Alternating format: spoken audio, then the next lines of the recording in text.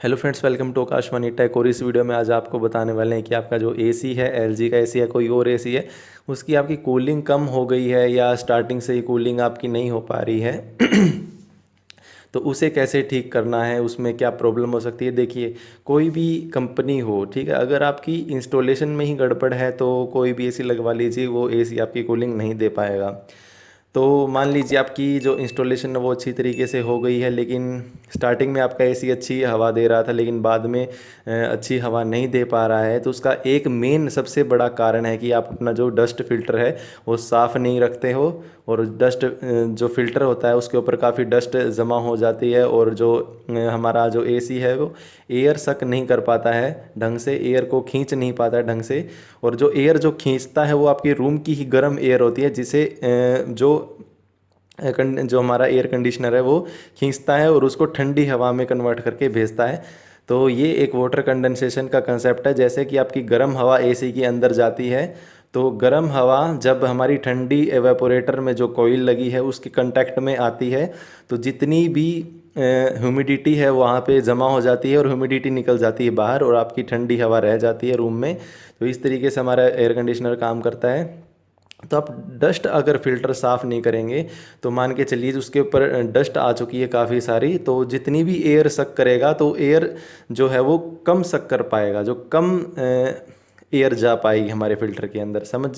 पता नहीं आप मुझे फॉलो कर पा रहे हैं नहीं, लेकिन जैसे कि आपका जो फ़िल्टर है उस पे डस्ट लगी हुई है, तो अगर ज़्यादा डस्ट होगी तो जितनी जो रूम की एयर है, मान लो ह्यूमिडिटी है एयर में और गर्म एयर है, तो वो ढंग से जा नहीं पाएगी अंदर, और 50% जो फ्लो है उसका ब्लॉक हो जाता है मेरे हिसाब से। जो एयर का है, अगर डस्ट पूरी तरीके से आ जाती है, छोटी छोटी डस्ट होती हैं और अजीब सी डस्ट होती है, ऐसे रुई सी, तो अजीब से पार्टिकल होते हैं वे, तो वे इकट्ठे होना स्टार्ट हो जाते हैं, काफ़ी हल्के होते हैं।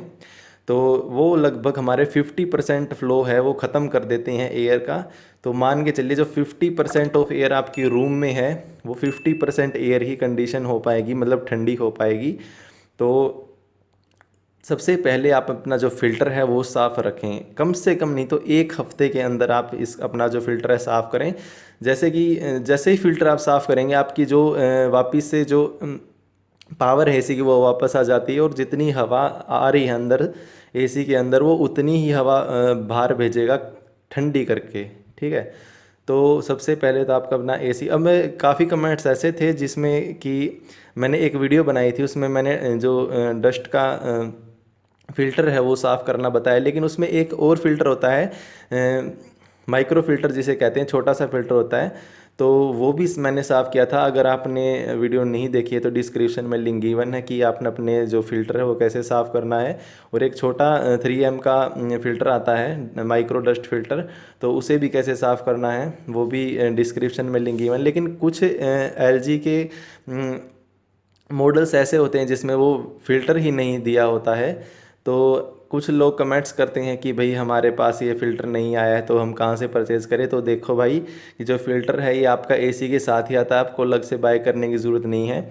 आप चेक करें कि आपका जो एसी का मॉडल क्या है, उस एसी मॉडल को आप अपने गूगल सर्च में सर्च करें, और वहाँ से आप एलजी की मेन वेबसाइट पे जाएं, और वहाँ से आप उसके स्पेसिफिकेशन देखें कि उसमें क्या क्या अवेलेबल है, वाईफाई है या नहीं। उसमें काफ़ी लोगों की प्रॉब्लम थी कि वाईफाई भाई हमारे में कनेक्ट नहीं हो रहा, लेकिन उनके जो मॉडल में वाईफाई इनेबल है ही नहीं, वाईफाई की सुविधा ही नहीं है, तो वो कैसे वाईफाई यूज़ करेंगे। तो सबसे पहले आपने क्या करना है, अपने जो मॉडल नेम है उसको गूगल में सर्च करना है। गूगल में सर्च करने के बाद आपको सबसे पहले जो टॉप में एलजी की वेबसाइट होगी उस वेबसाइट पे आपने जाना है, और आपका जो मॉडल है वो निकल के आ जाएगा। तो वहाँ से आपको उसकी स्पेसिफिकेशन में देखें कि वाईफाई के आगे येस लिखा है, नो लिखा है, माइक्रो डस्ट फिल्टर के आगे येस लिखा है, नो लिखा है। तो वहाँ से आप पता कर सकते हैं कि आपके एसी में 3M का माइक्रो डस्ट फिल्टर की प्रोटेक्शन है या नहीं है। तो वहाँ से आप पता करें, और इसमें आपको अलग से बाय करने की ज़रूरत नहीं है। अगर आपके एसी में पहले से ही डस्ट फिल्टर का ऑप्शन है तो एसी वाले आपके जो बॉक्स आता है उसके अंदर ही होता है। बाय चांस जो हमारे एलजी के जो एसी इंस्टॉल करने आते हैं रिप्रेजेंटेटिव, तो वो कई बार वो एलजी का 3M का डस्ट फिल्टर नहीं लगा पाते हैं, नहीं लगाते हैं। मेरा भी नहीं लगाया था, मैंने खुद ही इंस्टॉल किया था वो। तो तो ये था हमारा एक दो यहाँ पे चीज़ मैंने कवर की है कि अगर आपका जो इंस्टॉलेशन में स्टार्टिंग में ही इंस्टॉलेशन एरर है तो आपका जो एसी है वो ठंडी हवा नहीं दे पाएगा, ठीक है। और मान लीजिए कि आपका जो स्टार्टिंग में अच्छी हवा दे रहा था लेकिन बाद में अच्छी हवा नहीं दे पा रहा है, तो उसमें जो मेन कारण है आपका, और भी काफ़ी कारण हो सकते हैं, आपका कोई कंपोनेंट डैमेज भी हो सकता है कुछ, क्योंकि टेक्नोलॉजी पे कुछ भरोसा किया नहीं जा सकता। लेकिन मेजॉरिटी में जो ऐसे इशू हैं, कमी आते हैं कि हमारा जो कंपोनेंट ख़राब हो जाए। तो दूसरा मेजर पॉइंट यही है कि अपना जो डस्ट फिल्टर है उसे आप टाइम टू टाइम साफ़ करते रहें, ताकि आपका जो एसी है वो गर्म हवा को खींच के ठंडी हवा में कन्वर्ट कर सके। तो मैं आपको ज़रा सा समझा देता हूँ कि आपका एसी काम कैसे करता है। जैसे कि हमारा जो इंडोर का एयर कंडीशनर है, तो क्या होगा कि अगर गर्म हवा हमारे ठंडी एसी में से पास होगी तो हवा ठंडी हो जाएगी, सिंपल सी बात है। जो इवेपोरेटर होता है उसके अंदर गैस होती है जो कि बहुत ठंडी होती है, तो उस गैस के कांटेक्ट में आते ही गर्म हवा और ठंडी हवा में कन्वर्ट हो जाती है। लेकिन जैसे ही हमारी गर्म हवा ठंडी हो जाती है तो क्या क्या निकलता है, पहले तो हमारा ठंडी हवा निकलेगी, दूसरा निकलेगा हमारा वाटर, क्योंकि गर्म हवा को अगर हम ठंडी हवा में कन्वर्ट करते हैं तो उसमें एक वाटर जो है वो अलग हो जाता है। क्यों? क्योंकि जैसे कि वाटर कंडेंसेशन आपने प्रोसेस सुनी होगी। जैसे ही हम वेपर्स में से, हॉट वेपर्स में से अगर हीट निकाल देते हैं बाहर, ठीक है, हीट कैसे निकलेगी, उसमें ठंडा कर दें उसको, ठीक है, तो हीट बाहर निकल जाएगी। और जैसे ही हीट बाहर निकलेगी आपका जो पानी है वो कंडेंस्ड हो जाता है, तो वही जो कंडेंस्ड पानी है वो हमारा ड्रेन होके बाहर गिर जाता है। तो यही सब प्रोसीजर है।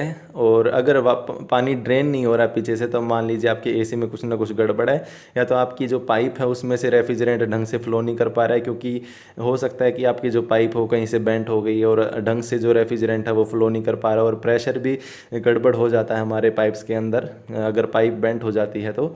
और तो इस वीडियो का कंक्लूजन यही है कि आप अपना जो अगर स्टार्टिंग में ही गड़बड़ है आपके एसी में, स्टार्टिंग से ही कम कूलिंग दे रहा है, तो आप अपने जो एलजी वाले हैं अपने, तो उनको कॉल कीजिए और वो देखेंगे क्या सिस्टम है। और भी काफ़ी सारे कारण हैं, जैसे कि आप अपना रूम ढंग से सील नहीं कर पाते हैं, या फिर आपका ऐसी कंडीशन है रूम की जहाँ से सनलाइट काफ़ी जगह से गिरती है, टॉप से और सुबह सामने से, और फिर जब सूरज छिप जाता है तो पीछे से। तो ये आप सबको आपको देखना पड़ेगा कि आपको किस रूम में एसी इंस्टॉल करवाना है।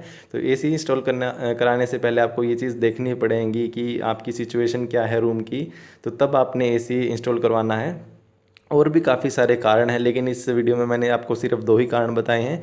मेन जो कोज़ हैं वो दो बताए हैं। एक तो आप अपना डस्ट फिल्टर साफ़ कीजिए, दूसरा कुछ है ही नहीं, पहला अपना डस्ट फिल्टर साफ़ कीजिए। तो अगर ये वीडियो आपको पसंद आई है, और अगर आप हमारे चैनल पर नए हैं और आपने अभी तक हमारा चैनल सब्सक्राइब नहीं किया है, तो जल्दी से जल्दी हमारे चैनल को सब्सक्राइब कर लें और इस बेल आइकन को भी ज़रूर दबा लें, ताकि हमारी वीडियोज़ की लेटेस्ट अपडेट्स आप तक पहुँचती रहे। तो चलिए मिलते हैं अगली वीडियो में, और बेझिझक होकर आप कमेंट कीजिए, आपके कमेंट का रिप्लाई ज़रूर आएगा। तो चलिए मिलते हैं अगली वीडियो में। Thank you.